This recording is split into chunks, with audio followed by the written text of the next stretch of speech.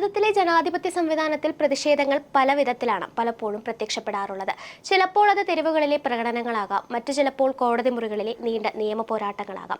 എന്നാൽ നമ്മൾ ജീവിക്കുന്ന ഈ ഡിജിറ്റൽ യുഗത്തിൽ ഭരണകൂടങ്ങൾക്കും ഭരണഘടനാ സ്ഥാപനങ്ങൾക്കുമെതിരെയുള്ള ഏറ്റവും മൂർച്ചയേറിയ ആയുധമായി പലപ്പോഴും മാറാറുള്ളത് പരിഹാസവും ആക്ഷേപഹാസ്യവുമാണ്. അത്തരത്തിൽ ഇന്ത്യൻ രാഷ്ട്രീയ സാമൂഹിക അന്തരീക്ഷത്തെ ഒരൊറ്റ രാത്രി കൊണ്ട് ഉണർത്തുകയും പിടിച്ചുലയ്ക്കുകയും ചെയ്ത ഒരു ഡിജിറ്റൽ കൂട്ടായ്മയാണ് കോക്രോച്ച് ജനതാ പാർട്ടി അഥവാ CJP.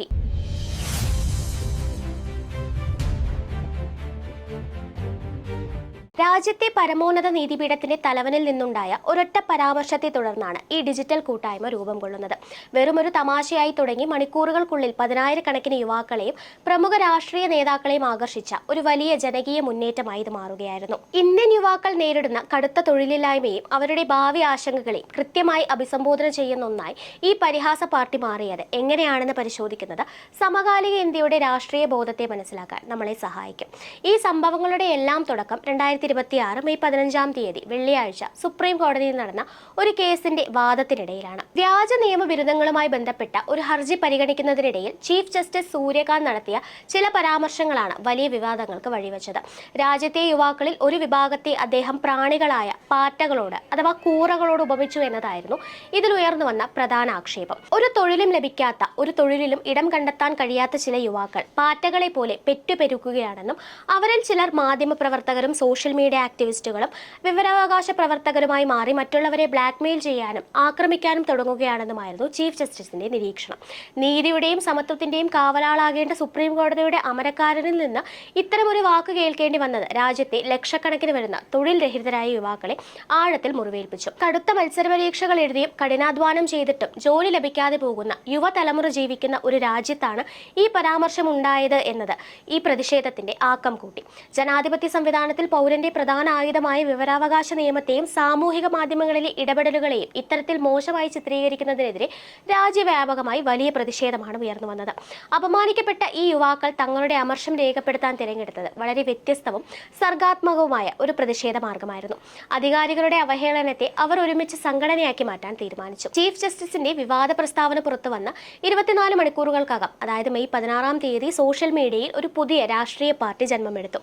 മഹാരാഷ്ട്രയിലെ ഔറംഗാബാദ് സ്വദേശിയും ബോസ്റ്റൺ യൂണിവേഴ്സിറ്റി ബിരുദധാരിയുമായ 30-കാരൻ അഭിജിത് ദീപ്കയാണ് കോക്രോച്ച് ജനതാ പാർട്ടി എന്ന പേരിൽ ഔദ്യോഗികമായ ഒരു എക്സ് പേജ് തുടങ്ങുന്നത്. പാർട്ടിയുടെ ഫൗണ്ടിംഗ് പ്രസിഡന്റായി അദ്ദേഹം സ്വയം പ്രഖ്യാപിക്കുകയും ചെയ്തു. അധികാരികൾ തങ്ങളെ വിളിച്ച് ആക്ഷേപിച്ച പേര് അതേപടി ഏറ്റുവാങ്ങി അതിനെ ഒരു ബാഡ്ജ് പോലെ ധരിക്കാനാണ് അദ്ദേഹം യുവാക്കളോട് ആഹ്വാനം ചെയ്തത്.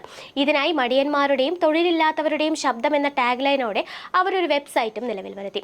വളരെ പെട്ടെന്ന് ഈ കൂട്ടായ്മ സോഷ്യൽ മീഡിയയിൽ തരംഗമായി മാറുകയും വെറും 24 മണിക്കൂറുകൾക്കുള്ളിൽ 10,000-ലധികം ആളുകൾ ഇവരുടെ എക്സ് പേജ് ഫോളോ ചെയ്യാൻ തുടങ്ങുകയും ചെയ്തു. ദിവസങ്ങൾക്കുള്ളിൽ ഈ വ്യാജ രാഷ്ട്രീയ മുന്നേറ്റത്തിൽ തങ്ങൾ അംഗങ്ങളാണെന്ന് പ്രഖ്യാപിച്ച് ലക്ഷക്കണക്കിന് ആളുകളാണ് രജിസ്റ്റർ ചെയ്തത്. ജനാധിപത്യ വ്യവസ്ഥിതി തങ്ങളെ തൊഴിൽ കണക്കുകളിൽ എണ്ണാൻ മറന്നുപോയെന്നും തങ്ങൾ സ്പോൺസർമാരില്ലാത്ത ഒരു വലിയ കൂട്ടമാണെന്നും ഈ പാർട്ടി അവകാശപ്പെട്ടു. ഒരു പരമ്പരാഗത രാഷ്ട്രീയ പാർട്ടിയിൽ നിന്നും വ്യത്യസ്തമായി കോക്രോച്ച് ജനതാ പാർട്ടി മുന്നോട്ട് വെച്ച അംഗത്വ മാനദണ്ഡങ്ങൾ വളരെ രസകരവും അതേസമയം ചിന്തനീയവുമായിരുന്നു. ഇതിൽ ഒന്നാമത്തെ യോഗ്യത എന്നത് തൊഴിലില്ലായ്മയായിരുന്നു. അത് സാഹചര്യങ്ങൾ കൊണ്ടുണ്ടായതോ അതോ സ്വന്തം താല്പര്യങ്ങൾ കൊണ്ടാണോ എന്ന് തങ്ങൾ ചോദിക്കില്ലെന്ന് പാർട്ടി വ്യക്തമാക്കി. രണ്ടാമതായി ശരീരം കൊണ്ട് മാത്രം മടിയന്മാരായിരിക്കണം, എന്നാൽ തലച്ചോറ് നിരന്തരം ചിന്തിച്ചുകൊണ്ടേയിരിക്കണം എന്നതാണ്. മൂന്നാമത്തെ മാനദണ്ഡം എന്നത് ദിവസത്തിൽ കുറഞ്ഞത് 11 മണിക്കൂറെങ്കിലും ഓൺലൈനിൽ സജീവമായിരിക്കണം എന്നതാണ്. നാലാമതായി സമൂഹത്തിൽ കൃത്യമായ പ്രാധാന്യമുള്ള വിഷയങ്ങളിൽ കടുത്ത ഭാഷയിൽ നിരന്തരം വിമർശനങ്ങൾ ഉന്നയിക്കാൻ സാധിക്കുന്നവരുമായിരിക്കണം. മേൽപ്പറഞ്ഞ യോഗ്യതകൾ ഒറ്റനോട്ടത്തിൽ ഒരു തമാശയായി തോന്നാമെങ്കിലും അവ സമകാലിക ഇന്ത്യൻ യുവാക്കളിൽ വലിയൊരു അവസ്ഥയാണ് പ്രതിപാദിക്കുന്നത്. ജെൻസി എന്ന് വിളിക്കപ്പെടുന്ന ഇന്നത്തെ യുവതലമുറ നേരിടുന്ന കടുത്ത മാനസിക സമ്മർദ്ദങ്ങളും ഇന്റർനെറ്റ് ലോകത്തെ അവരുടെ അമിത സാന്നിധ്യവും നിലവിലെ രാഷ്ട്രീയ സാമൂഹിക വ്യവസ്ഥിതികളോടുള്ള അവരുടെ വിയോജിപ്പും ഈ മാനദണ്ഡങ്ങളിൽ കൃത്യമായി നിഴലിച്ചു കാണാം. ജാതിയോ മതമോ ലിംഗഭേദമോ നോക്കാതെ ആർക്കും തങ്ങളുടെ ഭാഗമാകാമെന്ന് പ്രഖ്യാപിക്കുന്നതിലൂടെ നിലവിലെ രാഷ്ട്രീയ വ്യവസ്ഥിതികളോടുള്ള കടുത്ത വിയോജിപ്പാണ് ഈ ആക്ഷേപഹാസ്യ കൂട്ടായ്മ പ്രകടമാക്കുന്നത്. സോഷ്യൽ മീഡിയയിലെ സാധാരണക്കാരായ യുവാക്കളിൽ മാത്രം ഒതുങ്ങി നിൽക്കുന്ന ഒന്നായിരുന്നില്ല കോക്രോച്ച് ജനതാ പാർട്ടി പാർട്ടിയുടെ വളർച്ച.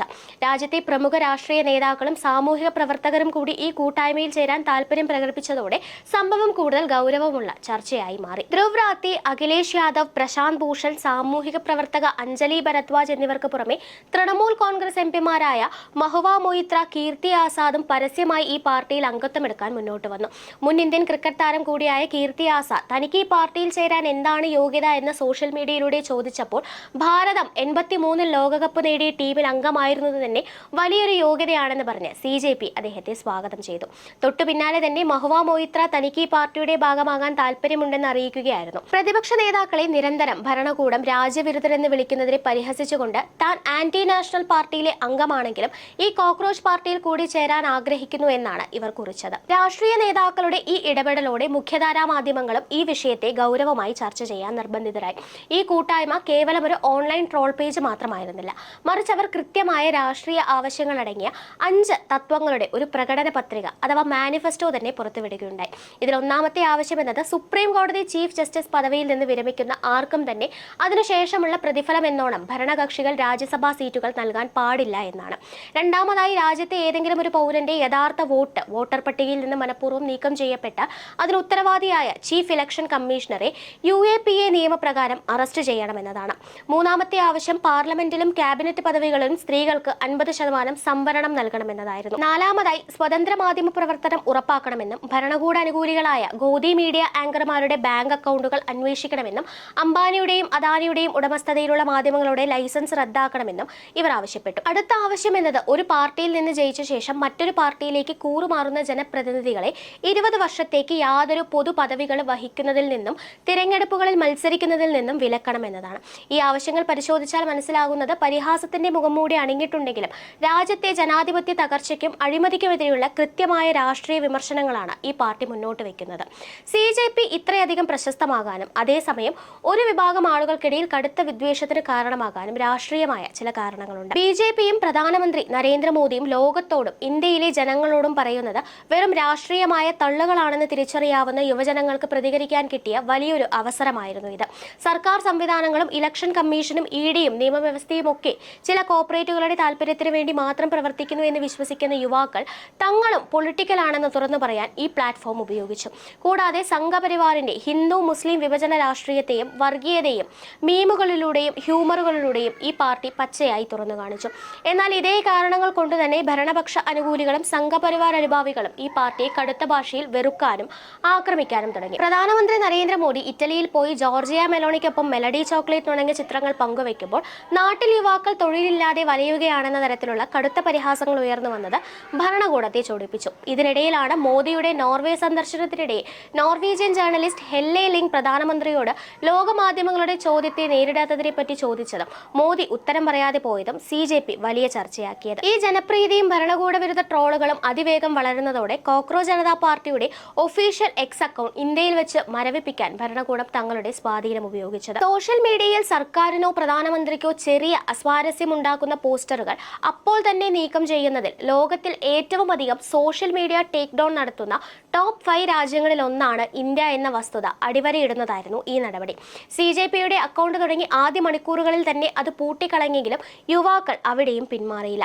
തുടർന്ന് ഇൻസ്റ്റഗ്രാമിൽ ഇവർ കേന്ദ്രീകരിച്ചതോടെ വെറും 5 ദിവസങ്ങൾക്കുള്ളിൽ ഒഫീഷ്യൽ ഇൻസ്റ്റഗ്രാം പേജിലെ ഫോളോവേഴ്സിന്റെ എണ്ണം 1.5 കോടി, അതായത് 15 മില്യൺ കടക്കുകയായിരുന്നു. നിലവിൽ ഭരണകക്ഷിയായ BJPയുടെ ഒഫീഷ്യൽ ഇൻസ്റ്റഗ്രാം പേജിനേക്കാൾ വലിയ എൻഗേജ്മെന്റും ഫോളോവേഴ്സുമാണ് ഈ പേജ് സ്വന്തമാക്കിയത്. വിഷയം വലിയ വിവാദമായതോടെ ചീഫ് ജസ്റ്റിസ് സൂര്യകാന്ത് തന്നെ തന്റെ പ്രസ്താവനയ്ക്ക് വിശദീകരണവുമായി രംഗത്തെത്താൻ നിർബന്ധിതനായി.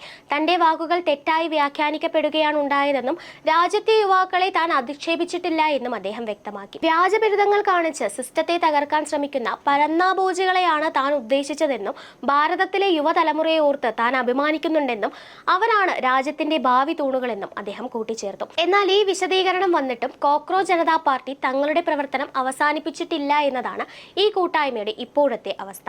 ഇൻസ്റ്റഗ്രാം ഉൾപ്പെടെയുള്ള മറ്റ് പ്ലാറ്റ്ഫോമുകളിലൂടെ കൂടുതൽ ശക്തമായി ഇവർ മുന്നോട്ട് പോവുകയാണ്. ഇലക്ഷൻ കമ്മീഷനിൽ രജിസ്റ്റർ ചെയ്തിട്ടുള്ള ഒരു ഔദ്യോഗിക രാഷ്ട്രീയ പാർട്ടി അല്ലെങ്കിൽ പോലും ജനാധിപത്യപരമായ ആക്ഷേപഹാസ്യങ്ങളുടെ യുവാക്കളുടെ പ്രതിഷേധവും പ്രകടിപ്പിക്കാനുള്ള ഒരു ഡിജിറ്റൽ പ്ലാറ്റ്ഫോമായിട്ടാണ് CJP ഇപ്പോൾ നിലകൊള്ളുന്നത്. എങ്കിലും യുവാക്കൾ തെരുവുകളിലിറങ്ങി പാറ്റകളുടെ വേഷം ധരിച്ചും പ്ലക്കാർഡുകളേന്തി ഞാനൊരു പാർട്ടിയാണ് എന്ന് പ്രഖ്യാപിച്ചുകൊണ്ടും നഗരങ്ങളിലെ മാലിന്യ മാലിന്യങ്ങൾ വൃത്തിയാക്കുന്നതും തരത്തിലുള്ള വ്യത്യസ്തമായ വിപ്ലവകരമായ സമരമുറകൾക്കാണ് രാജ്യം സാക്ഷ്യം വഹിച്ചുകൊണ്ടിരിക്കുന്നത്. വരാനിരിക്കുന്ന ബീഹാർ ഉപതെരഞ്ഞെടുപ്പിൽ മോക്ക് കാൻഡിഡേറ്റുകളെ നിർത്തുമെന്ന തരത്തിലുള്ള അഭ്യൂഹങ്ങളും ഈ പരിഹാസ പാർട്ടിയെക്കുറിച്ച് ഇപ്പോൾ ശക്തമാണ്. അധികാരികൾ സാധാരണക്കാരെ നിസ്സാരമായി കാണുമ്പോൾ ആ നിസ്സഹായതയെ തന്നെ ഒരു വലിയ പ്രതിരോധ കോട്ടയാക്കി മാറ്റാൻ പുതിയ തലമുറയ്ക്ക് സാധിക്കുന്നുണ്ട്. കോക്രോച്ച് ജനതാ പാർട്ടി ഒരു യഥാർത്ഥ രാഷ്ട്രീയ പാർട്ടിയായി മാറി വോട്ട് ചോദിക്കാൻ പോകുന്നില്ലായിരിക്കാം.